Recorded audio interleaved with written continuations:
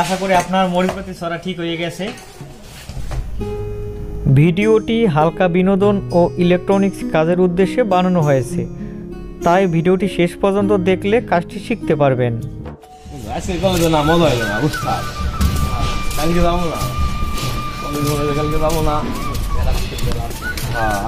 সামনের সপ্তাহ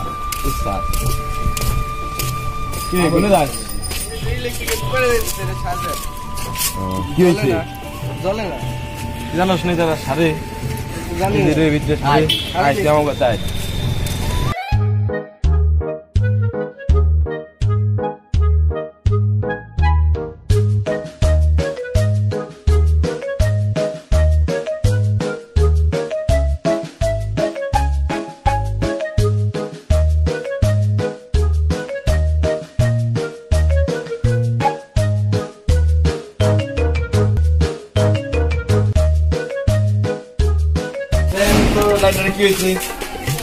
লাইট জ্বলে না কেন? জ্বলে না?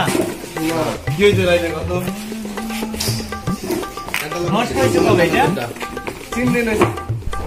আমাদের কাছে যখন মরিচবাতিটি নিয়ে আসা হলো, প্রথমে আমরা যে কাজটা করব, প্রথমে লাইনে দিয়ে চেক করলাম সিরিজ লাইনে আসলে বাতি ছড়া জ্বলে কিনা।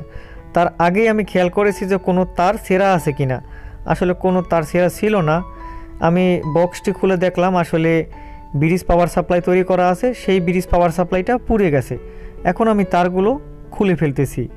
খুলে ফেলার পরবর্তীতে বিপরীত সাইডে দেখতেছি মরিচবাতির যে তার, সেখানে দুইটা প্লাস লাইন আছে, পজিটিভ তার আর একটা নেগেটিভ তার।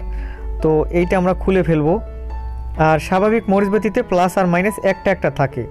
তো এই বাজারে কেনা মরিচবাতিতে অনেক সময় দুইটা ফেজ লাইনও থাকে, তিনটা ফেজ লাইনও থাকে, আর নিউট্রাল থাকে একটা, মানে প্লাস থাকে তিনটা, মাইনাস থাকে একটা। আর এই মরিচবাতিতে আমরা পেয়েছি প্লাস দুইটা, মাইনাস একটা। এখন আমরা একটা ব্রিজ পাওয়ার সাপ্লাই নিলাম। এটা বুঝতে পারতেছেন যে সামনে যে মরিচবাতি ছড়া আছে এইটার জন্য আমরা বানিয়েছিলাম। তো তারা যখন আসলো, তো এটাই আমরা আসলে লাগিয়ে দেখতেছি আসলে বাতি ছড়া জ্বলে কিনা। তো আমরা পাওয়ার সাপ্লাইটা মানে ব্রিজ পাওয়ার সাপ্লাইটা লাগিয়ে দেখলাম আসলে বাতি ছড়া কমপ্লিটভাবে জ্বলতেছে। এখন আপনারা বুঝতে পারতেছেন আসলে এই ব্রিজটি সমস্যা ছিল। তো চিন্তার কোনো কারণ নেই। যারা আসলে এই ব্রিজ পাওয়ার সাপ্লাই তৈরি করতে পারেন না, কিভাবে কানেকশন দিতে হবে তাও জানেন না, আমাদের ভিডিও ডিসক্রিপশনে